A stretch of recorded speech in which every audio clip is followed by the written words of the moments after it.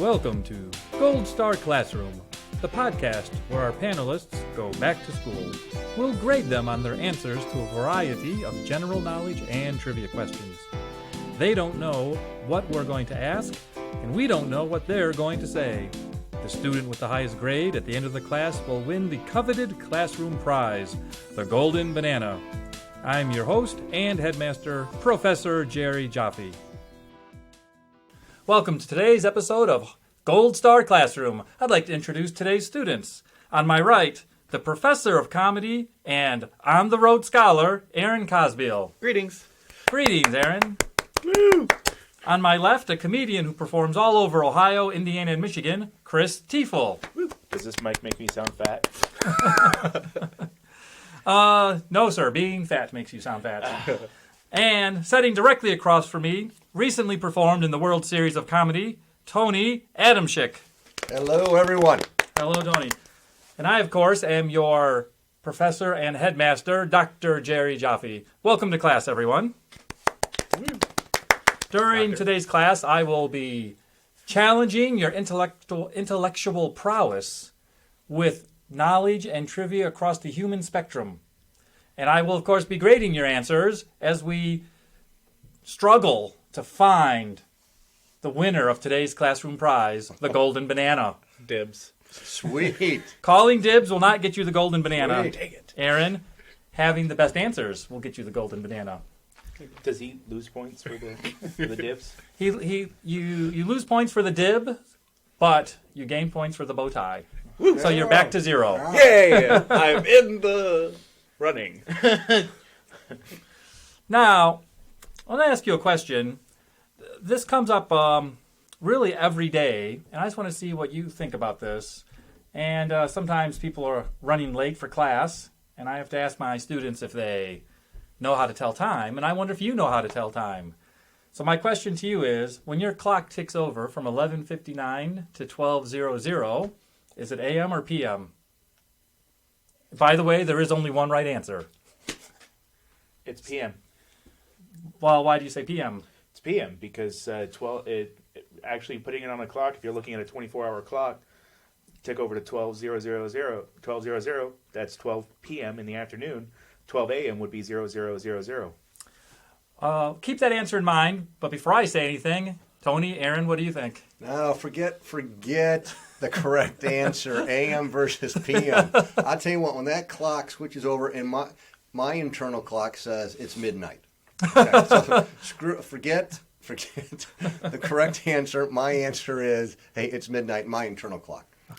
And I'm going to go with time is an illusion. So, Time is an illusion? All right. So whether or not it's AM or PM is entirely up to us as a collective human condition. I didn't know we were allowed to go ethereal on this. As the great alien philosopher Ford Prefect once said, time is an illusion. Lunchtime doubly so. Chris, you wanted to add something now? You have another take on the question? Just that lunchtime's never an illusion. Isn't all time lunchtime to you? It is a delicious break in the day that lasts sometimes 3 hours. Now, Chris did bring up an important point when he used the phrase 24-hour clock, because there are what's called 24-hour clocks and what's called 12-hour clocks. And the standard traditional European clock of the past several hundred years is a 12-hour clock, because it repeats 1 through 12 twice. Sure. Military time and travel time uses 24-hour clock, where it counts straight through to 24. If you use a 24-hour clock, the AM-PM controversy slightly goes away, because there's no more room for confusion. Martian time, I think, is like 26, right? That I'm not sure about. I stick to Earth. Oh, okay. Yes. Well, And a Martian day, it's called a... It's called a Martian day. Yeah. No, it's a soya or something. It's soya. S-O-Y, well, I'll screw that up. S-O-N-Y-A. Tony, what are you talking about right now? No, we're talking about Martian time. You know, Yes. with the rovers on. I go to that website. Okay. Why would you know that? Because Curiosity. I go to. Thank you. Plus 10 points for the greatest pun ever. I head to that website. That's right. There's 2 of them there. Right. And they have Martian time, which isn't Martian time. It's Sonia time. Who's Sonya? Well, that's There's a probably character in Mortal Kombat. Greek, right? Latin.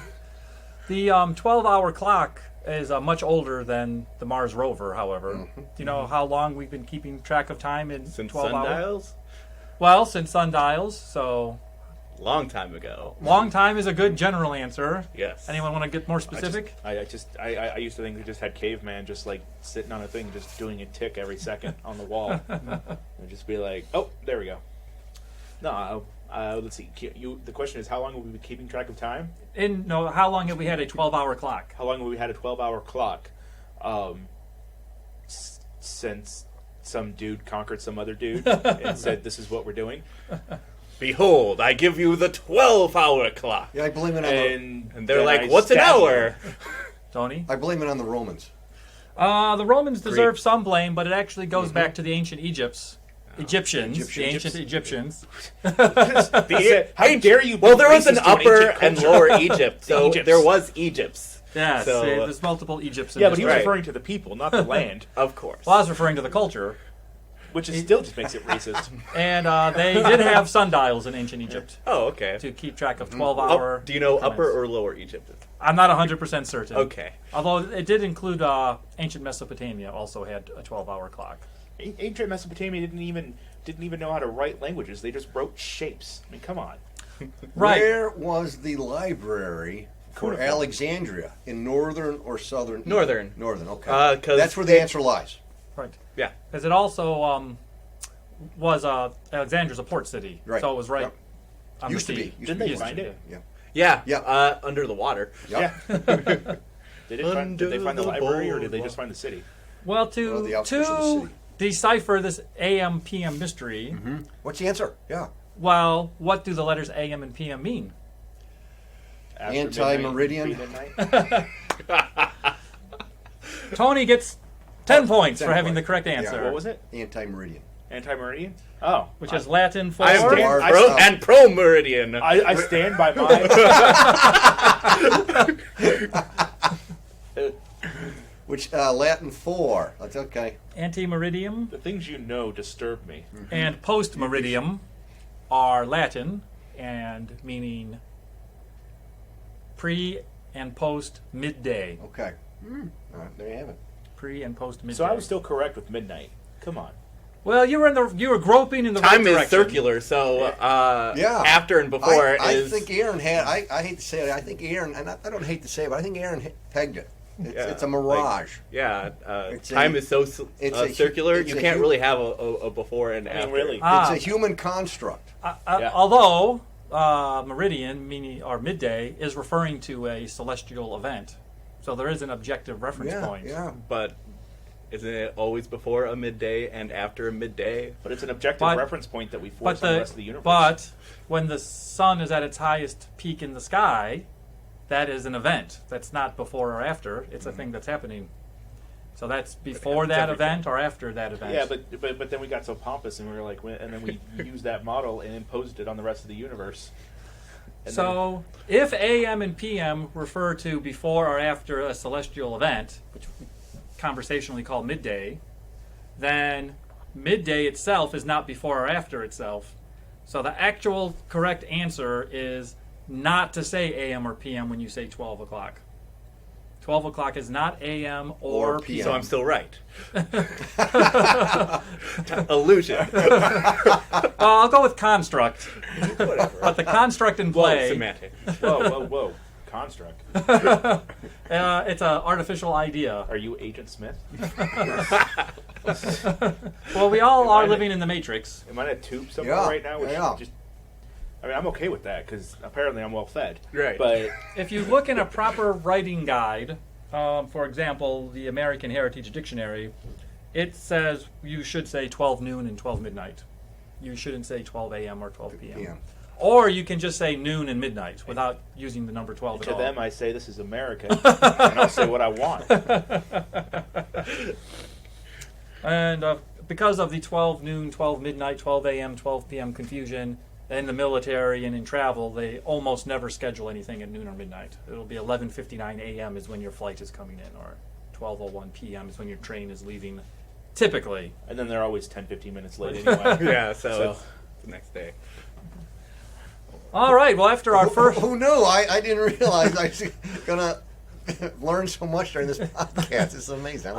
This is a classroom, Yeah, Tony. right. It is my mission. There's At writing least on the two desk. professors here. Yes. And Aaron, stop taking the gum from under the desk and chewing on it. Yes. Gross. Stick to the glue, buddy. So I give you an A for recycling, but an F for germs. This isn't pass-fail? I'll give you a pass-fail question. Who said, this is a common internet saying, so you might have seen it circulating, emails, Facebook, or what have you. The difference between stupidity and genius is that genius has its limits. Bjork. No. I think Einstein said that. We have a vote for Bjork, a vote for Einstein. 3, 2, 1. Samuel Clemens. Samuel Clemens. Mark Twain. Mark Twain. Why did I go to his original name? I'm like, I know you're... Okay. Well, Nobody knows Mark Twain. You get plus 10 points for knowing Mark Twain's real name and minus 15 points for the wrong answer. Dang it. Although I may have to retract that. Tony gets 10 points for saying Einstein because that is who it is usually attributed to. But that is in fact like an internet myth. Right. That's a misattribution. Benjamin Franklin. urban legend. The punctual plumber. Oppenheimer. Nobody knows who said it. Okay. It's just like a saying from So the past. it could have just been some fat dude at a computer one day, and it just... Oh, it's Dvorak. They didn't have Dvorak. computers back then. It has been, as a saying, it's been dated back at least 100 years. It definitely predates Einstein. It could have been Mark Twain, actually. Ha-ha! We can't rule out the possibility. I'm sure he also It also said could have it. been some stable boy. Sounds like some Thomas Edison would have said.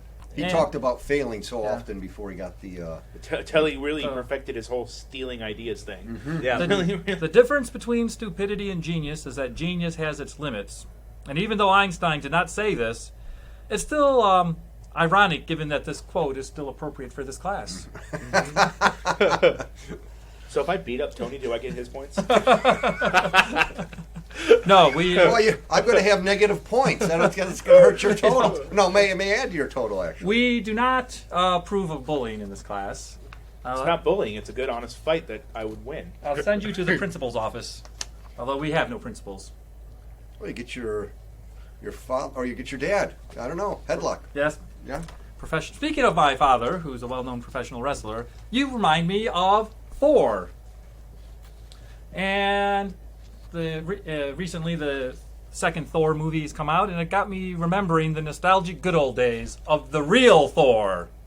I'm talking about the original comic book Thor. Not the Stargate Thor with the alien. Not Right. the Stargate Thor with the alien. And Not the Norse actual North God. Okay. Yeah. But the Marvel comic character Thor first appeared in what year? Do you know? I don't know, but I'm going to take a stab at it. What's your stab, Tony? 1938. 1938. 1965. 1974. You're all wrong, but Aaron was the closest. Of course he was. Wait, did he go over? Yeah, went over. If he's 1963, wasn't it? Didn't win. I win. I'm under. August 1962. 62. Was the first time Close. Thor, the Marvel superhero, appeared. I just figured in the 70s they were more accepting of the long hair. The Marvel had an earlier comic character called Venus, and both Thor and Loki appear as Norse gods in those comics, but they weren't the characters that we know now. They just were other mythological I always characters. preferred Loki. He knew how to Everybody have a good does. time. Loki is one of the great comic book villains, I think. He always knew how to have a good time, man. Norse god of mischief. Gotta love him.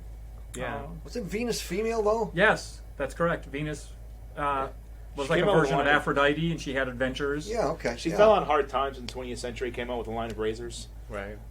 Had her arms cut off once. So well played, sir. Wait, then how's she using the razors? that version of Thor appeared in 1951, but that was not the superhero version. That was just another mythological character that appeared in the Venus comics. In 1962, when Thor first appeared, he was modeled after another character that appeared earlier that same year, which was Hulk. Because Stan Lee was struggling with the question, how do you make a person stronger than a person? Mm-hmm. And the Hulk's answer was like to bring out his Jekyll and Hyde rage character, I guess. And then after the Hulk, he came up with Thor, as in make a human into a god. Yeah. Wow. But if we think of the Hulk and we think of that formula for superhero, in those days, Thor had a mortal alter ego. Yes. And his name was? Donald Blake. Donald Blake. Way to go, baby. Now help me out. Who was... okay. Well, first I have to give Aaron a gold star for that answer. Mm-hmm. So that's your gold star. Thank you. Dr. Donald Blake was walking in Norway on his first adventure. In a winter wonderland. And aliens attacked. And in the course of that attack, he found a walking stick. Mm-hmm. And that walking stick was Thor's hammer in its mortal disguise. Mm-hmm. I'm so disturbed that you just put a gold star on his tweed jacket. It goes with his bow tie. Right. No, I mean, is your last name Himmler? Oh, no. Now, I've got to tell you, though, my favorite comic book star of all time, hands down, is Wonder Woman. Wonder Woman? Absolutely. Wonder Woman, she's pretty. She's pretty. She can kick ass. I liked Wonder Woman when I read it as a child. But she can't keep track of her plane. Yes. Well. But didn't need one. She may be my least favorite of all the famous comic book heroes. Why is that? Because not only is the Lasso of Truth lame, but worse than that, the Lasso of Truth was proposed as a superhero power by the same guy who invented the lie detector. Damn. To put it into the public consciousness that you could make someone tell the truth. And so it became kind of like product placement. Product placement for peace. As soon as I discovered that. You know who else who had a lasso? Of Truth? Twinkie. I was thinking the Lone Ranger, but Twinkie had a lasso. I mean, I'm really, way more lasso familiar is a with useless. Twinkies than the Lone Ranger. It's a useless weapon. I mean, by the time she gets enough torque on that thing to get to somebody, they've shot her. But she could just like. But that would be a quick turnaround. Then she had to start torquing it again to get to her. I wasn't thinking of her self-defense mechanism when I said Wonder Woman. Yes, I wasn't thinking. I was thinking. Plus, she would crush you. Right. Well, that'd be a nice obituary. Who would win in a fight, Wonder Woman or Venus? I know you're picturing it now, aren't you, Tony? You got it in your head. Well, Wonder Woman still has arms, so... I just hope it's a fight that lasts a long time and I can watch and enjoy the entire fight. Aaron, besides knowing the answer, Dr. Donald Blake did bring up that Thor, of course, is a mythological Norse god. Right. Actually also sort of imported from Iceland into Scandinavia, and older than the Romans, so thousands of years old. And also is the source of the word Thursday. Yes. And Odin's the source of Wednesday. You are anticipating my final Thor-related question. Was that your question? my question is, where do the names of the 7 days come from? Oh, okay. Well, this sounds too easy for Aaron, so let the slower students have a chance. Chris? No, I was, Do you want to go in order, or do you want to say the ones you know? We got Wednesday and Thursday. I have to be specific. Okay, well, Sunday is named after... It'd be I always thought it was Greek gods, though. You do touch on a point that goes further back. The Greeks had already divided the week up into 7 days, and those 7 days were named after something. And to say they're gods is not wrong, by the way. It's not wrong, but there's like a confluence of influences. So it's the gods plus another thing. The sun? That's part of it. The sun is part of it, but Sunday. it's not the total answer. Constellations? Aaron, do you know why we have 7 days originally, regardless of what they're called? Not offhand. In ancient times... Hey, we're leaving the Aztecs and the Mayans. We're leaving the Aztecs and the Mayans out of this. We are... Yes, we are. B, God creating the biblical idea that God created the world in 7 days Yep. is not as old as the reason why we have 7 days. Well, darn it, I have some bones to pick with my pastor now. And actually, yes, you do, sir, but we won't go into that here.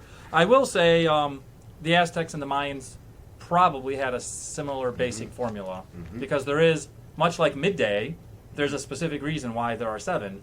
If you don't have telescopes, besides the generic constellations, there are specifically 7 objects in the sky which are different from the background stars. The sun, the moon, and there are 5 planets you can see with your naked eye. Yeah. And so, and all 5 of those planets, whether it was Greek, Roman, or Norse, were associated with gods. It's Venus, Mars. All right, let's see. Venus, Mars. I have the list in front of me to make sure. Venus, Mars, Mercury. Yep, those are 3 of them. And Venus, Mars, Mercury. Be Jupiter and Saturn. Jupiter and Saturn. Yeah. And those 5 planets, and then the sun and the moon.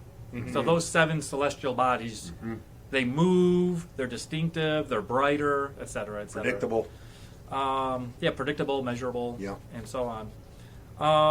So Monday would be Mercury. No. Well, in a different era, Monday would have been named after... No, not Monday. Which one?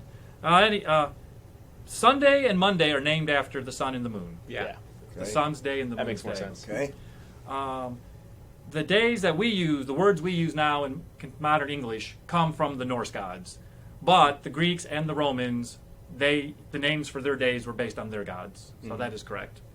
Because that would involve a giant matrix 10 pages long, I don't have all the names printed out in front of me. I just went with English.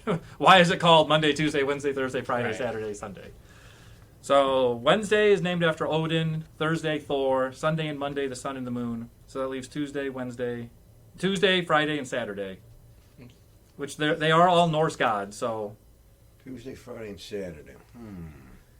I always figured Friday's- Saturday was Saturn. Correct. Saturday's the one Saturday. that's not named after Norse gods. You're Yeah. correct. So Saturday's Tuesday. named after Saturn. Tuesday and Tuesday and Friday is. You get another gold star, Aaron. Yay.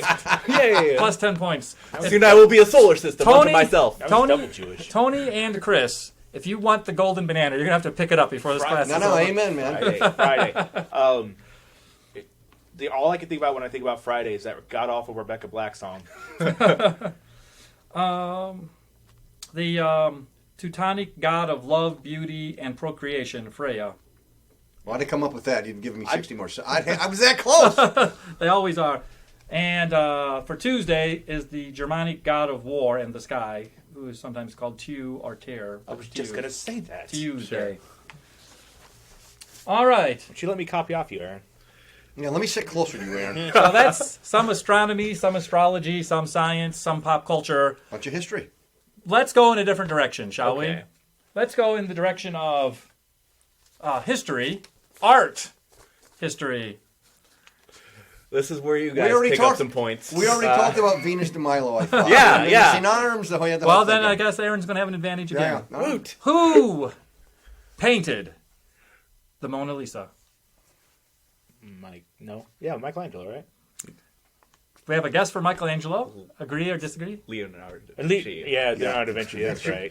Certainly Michelangelo and Leonardo da Vinci are like the 2 most famous names of sort of that period of art, and so sometimes... Yeah, you're right. Yeah, after the Ninja Turtles. Did you see that they just came out, and apparently there's another one that was printed by his apprentice, and the paint was preserved, so you can actually see what the original color scheme was supposed to be. Oh, cool.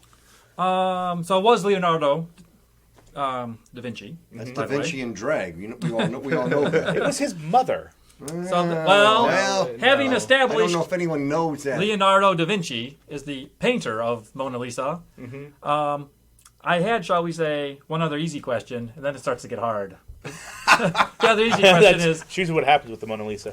where today would one go to see the Mona Lisa? That would be The Louvre. Louvre, yeah. The Louvre. Yeah. You got to put a little. It's not a full R, but it's like Louvre. In Louvre. in Paris. Paris. In Paris, correct. Now, besides being one of the most famous paintings, one of the big questions is, who is it? Right. From the point of view of art historians, there's no mystery. So sometimes people in bars might be arguing about who it's supposed to be, but it is clearly a known person. probably an obscure footnote to history. Does anyone know who the woman is sitting for the Mona Lisa? I always heard that was his mother. It's not his mother. No, it's sister or mistress. It was a like commissioned portrait for a wealthy family. Oh, Yeah. Lady Mona Lisa. I never really paid attention to art. Like, I went to the art museum here in Toledo, and I went in the wrong entrance, and I walked out right away because they were trying to tell me furniture was art. They had a table, and it was a very nice table, ornately done, but I just knew at some point in history some fat guy bellied up there for his dinner, and I'm just like, it's not art. You went to somebody's yard sale. Postmodern. Postmodernism will be a topic for another classroom. Okay. It's too big of its own can of worms to open up now. Sure. Do you know the proper name of the Mona Lisa? That's like its English name, but of course its proper name is Italian. The chick who sat. How do you say that in Italian? It is in fact the name. It is in fact a pun on the name of the young woman. The proper Italian name of the painting is La Gioconda. And I had to come up with that. So that sounded like the chick who sat to me. and the person in the portraits is called Lisa, but her married name is Giocondo. So, and Gioconda is a pun in Italian on the name Giocondo. Plus, it's also a really cool clue to find, the secret of Jesus. So yes, we all learned that. Tom Yes. Hanks he put that to bed. Yes, there's all kinds of accurate history in the Da Vinci Code. They should just be teaching that in junior. Have you not seen albino assassins just running free? Dan Brown's got it all right, man. He's absolutely correct. That stuff is gospel. When was the painting painted? Even approximately. 1437. 1590. I'm just going to go with the 15th century. No one's close. No one's close. It's actually, in all of you said, you've covered like the range. Right. It's early 16th century. Okay. He probably began it around 1503. And in those days, you didn't just sit down and paint a painting. It took Right. years to finish. Right. And so there's some debate about when it was finished. Laziness. Yeah. How do you not finish a painting? Partially because of travel. If you have 2 or 3 commissions going, you spend like some time working on one, and then you got to get in a horse and cart and take a month to go to the next town over to work on your other painting. And over the course of years, you're doing several projects. Just take a picture of it. Yeah, come on, right on your iPhone, boom, I'll be back. Bam. Photoshop, done in 5 minutes. Yeah. I mean, really. It is considered to have been completed by 1517. Like, how do they not even know that? That doesn't even make it. You figure they would have the record, or he would have written in his journal that I'm sure that they have. Well, Dear diary, today I painted the Mona Lisa.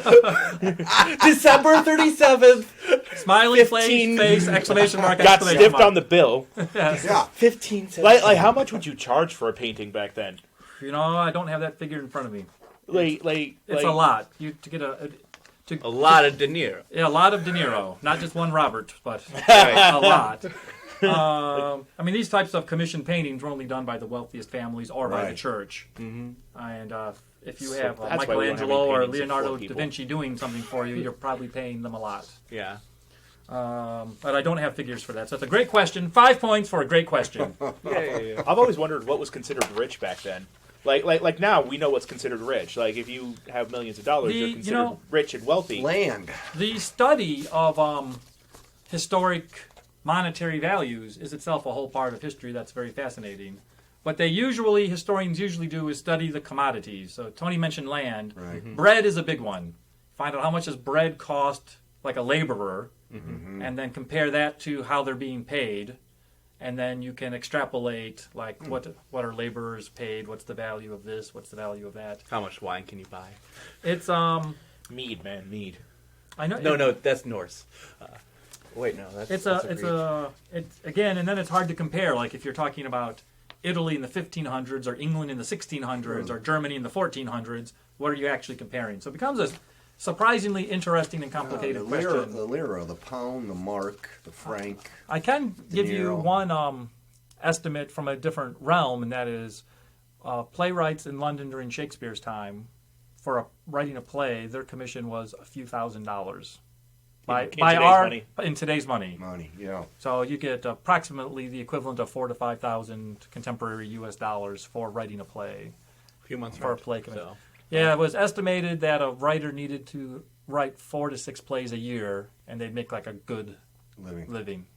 The pound itself probably based on some kind of measure of weight. Yes. I mean, that would be why it's called a pound. Mm-hmm. Well, getting back to what a pound sterling. Yes. Getting back to what he said. What could sterling? Be measured? Yeah, land. Yeah. Now, let me ask you one more question about the Mona Lisa. She's smiling. We're not sure about that. She may be smiling. She's scowling. I mean, the aesthetics of the painting are highly studied. There's shapes, there's background. Yep. I've never understood how this one painting became so flippin' famous. Was it like the last one he painted or something? Like, I don't get why everybody loves this. I will tell you one thing. Painting. This contributes. Why did Pokemon become popular? I mean, out of all the Mon, it's just a painting. Japanimation produced. For Pokemon? all intents and purposes, it's just a painting of some random chick from the 16th century. So really, who cared? On the one hand, I've seen the Mona Lisa when I was in Paris, and it's certainly a beautiful painting. Whether or not that justifies it being like the most famous painting is still welcome to debate, but it is definitely a very well done, beautiful painting. But I'll tell you, this is my last question about the Mona Lisa, and it does contribute to its lore. It has famously been stolen. So, in 1911, the Mona Lisa was stolen. Is that the plot of Assassin's Creed? No, If it's not, it should be. we have to go back in time. There's something there. There's something there. Yes. So, No, forget zombies. We're going in for the Mona Lisa. Right. do you have any idea who or why the Mona Lisa was stolen? The who's or the whys? No idea about the who's, but I'd imagine the why would be money, because that's usually the motivation behind every theft. I think, what if it was somebody from the museum itself who stole it in order to make it more famous? Create a legend. What if Create it was a the legend. Mona Lisa herself that came back into the future, stole the painting, and took it back? Night of the Just so- Museum 3. Just so Da They had Vinci a could third finish it. It could be. Just so Da Vinci could finish it. You're like, seriously, dude. Come on. You made me pizza faced. I mean, really. I don't think it was for money. I think somebody wanted to take Marty, we gotta go back! it, put it in their living room, and admire it. I will say this, Aaron. Yes. It was stolen by an employee of the museum. Whoa! Vincenzo Perugia. Well, it would have to be an inside job. I mean, Right. the security in those places is... Well, this was 1911, so the security wasn't what it would be today. Right. Well, I No mean, yeah, lasers, I mean, they didn't have Walk in. lasers this is and what stuff, the but I mean, pers- imagine they would have a guy that would Have you beat ever the seen tar Indiana out of you Jones? if he caught you with it. Here- Ocean's 12. Yes, here's his Ocean 12 Mission Impossible plan. Entered the building during regular hours, hid in broom closet, and walking out with it hidden under his coat after the museum had How closed. fat is this man? No, what? I mean, the Mona Lisa's a good-sized painting. no, it's actually, it isn't. It's actually It's a pretty medium, small. it's- yeah. But I mean, it's I've been still to a the good Louvre myself size. twice. Yes. There's And, no normal person that's putting that... No, it's pretty small. Yeah. I mean, and people would Plus- notice the fact that your stomach is suddenly square. But the museum's closed. They're an employee. They have an overcoat on. It's night. How long did he have it? Do we have that part of the story? Yes, we do. All right. It was eventually... Wasn't it years? Yeah, it was stolen in 1911 and recovered in 1913. So he had it for about 2 years. How damaged was it? It was not particularly damaged, although I believe it was discovered in his small apartment, possibly under his bed. Is there any rumor to the truth that he slept with her? They did seem to share a bed. Yeah. He was on top. Oh, Wow. that explains the smile. Yeah. Now to the question of motivation. I'll let you ponder that for a second, just to give you some art history trivia. When the painting was discovered missing, they did a kind of usual suspects dragnet. They brought in hundreds of suspects, just interviewed people. What do you know? And the one famous painter in his own right was one of the people brought in for questioning because he was a known hater of the Louvre, which is Picasso. Right. Yeah. So there were some artists, of which Picasso was the most famous example, who hated the bourgeois museum aesthetic. Yeah. And so all these artists were part of the dragnet just to see if they knew anything about it. Dun, dun, dun, dun, So, So we're motivation. motivation. motivation. I think we already touched on that. Well, On the sleep with the most famous woman in the world. Nobody appreciates her but me. Just here, look. He works at the museum. He's looking at the painting every day. He's got this bond. Yeah. She wants me. Yeah. Look at those eyes. Look at that smile. So we know the answer, and this is the question. It is a two-part answer. Okay. Did I get any of those parts right? Chris got one of the parts right when he said money, actually. He had it under his bed because he was keeping it till the heat died down, and then he was going to hawk it. He already had an accomplice who was doing fakes and selling them in other countries. Oh, because nice. once the real one was out of circulation, Right. it was easier to sell forgeries. Mm-hmm. Now it's not clear how much money was involved, but it seemed to be part of the plot. How stupid do you have to be to buy a fake painting?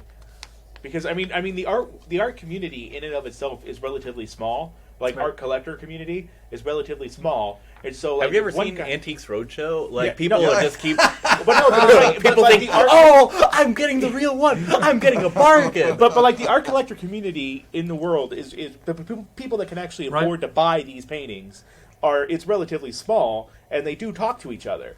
So like one person gets the Mona Lisa, it's gonna get around, and then another person's like, "Hey, I'm gonna sell you the Mona Lisa." Be like, I think Bob in Russia just did that, Well, so I don't know how you're doing that. Black market art is a huge business. Huge business, big And business. when you buy black market art, you're never sure. Yep. Even if you have experts or dealers or antique specialists who are critiquing it, Unbelievable. you just have to accept. And so if the Mona Lisa was missing and your friend in wherever, Moscow, claimed to have one, but someone came to one with you, you have to say, this could be the one. This could be the one. This could be the real one. No, it apparently was. To wrap this one up with a little bow, the other thing with Perugio was that he was Italian, and he felt that the Mona Lisa should be in Italy. So there was patriotism was supposedly part of the Money, motivation. patriotism, And love. and love. The usual. The usual The usual suspects. suspects. Wait. He believed that the painting belonged in Italy, but he kept her in Paris. No, he returned he to Italy. moved it, He moved okay. back to Italy, kept it in his little Wasn't that apartment. suspicious that he suddenly moved? I have a sudden desire to move back to my home country. No one look under the coat. What do you look? Nobody checked my baggage. No, it's just a carry-on. All right, gentlemen, we've come to the part of the class where it's up to me, your teacher, to calculate your final grades and award the coveted classroom prize, the golden banana. While I'm working on those computations, I'll give each student one more chance for extra credit. So anything you'd like to say to add to your attempt to add to your grade? Although remember, I grade extra credit extra hard because I'm not just here to pass out free points. Would somebody like to go first? I would. Tony, I tell you what, I don't want to be the head of the class. In fact, mission accomplished. thank you so. Thank you. Hey, because I want to return. I do not want to graduate from this Comcast. I want to come back over and over and over. I don't want to. I don't want to excel, succeed, or do as well as either Aaron or Chris have done. Okay. So it is my goal and intention to come back and to be the last in the class. You will. Have I? And to this, I think I've made my point. Tony really knows how to set the bar low. Yeah, by joining the class. Yeah. Right. How about you, Chris? Any extra credit comments? I guess the one we were talking about earlier was saying, the whenever refugees and stuff come over here, the State Department helps them out, and they have that list of places, and they rank them by like cost of living and all that stuff, and that's how you end up with large pockets of a certain Right. ethnicity or nationality in a certain area. So like when I was living in Fort Wayne, I found out Fort Wayne has the largest Burmese refugee population outside of Laos, Really? and Burma being the actual name for what is now called Myanmar Yes. under the junta. Under the junta. And it is the case that once, sometimes immigrant families send away for their families. So once a few families have been established in a neighborhood or a city, then cousins come and uncles come, and then the little community pops up. Very nice, Chris. Aaron, any extra credit for you? Well, I must say that I dressed up for this. It doesn't work. What? Yes, welcome to the podcast wearing your bow tie. Yep. That's his podcast bow tie he's got on. Yeah. Specifically for this podcast. Yes, Aaron? I implore you, one professor to another, as a professional courtesy, Yes. to give me extra credit. Am I the only one that thought he was about to cry? It brought a tear to my eye. All right. Well, that will be taken under due advisement. However, Those who prove worthy shall hold Mjolnir. You just grabbed that from between your legs. What were you grabbing for? The banana. The Magic golden mirror. banana. The golden banana. The golden banana. He's It looked like he was grabbing an imaginary sword from He's between his practicing. legs. And I'm like, what? Behold. so to review the final grades, we have Tony, whose grade would be like his body shape, not vertical but horizontal because it flatlined. Thank you. Thank you so much. Thank you. Chris gets a D. Like And my bra size. like his entire body shape. Yes. And so that means that the winner of today's coveted classroom prize, the Golden Banana, goes to Professor Aaron Cosbill. Show me C-. Thank you. Thank you. Thank you, sir. And that just leaves it for me, your host and Professor Dr. Jerry Jaffe, to thank you for coming to today's class. Thanks for having us. Thank you. Fun to be seen. Good to be heard. See ya. Gold Star Classroom is written and produced by Jerry Jaffe. Our producer and engineer is Stephen Gutierrez. Original music composed and produced by Jeff Geddert. Mr. Geddert is also our assistant producer. All commentary and opinions expressed by guests of Gold Star Classroom are meant for entertainment purposes only. For Gold Star Classroom, I'm Jerry Jaffe.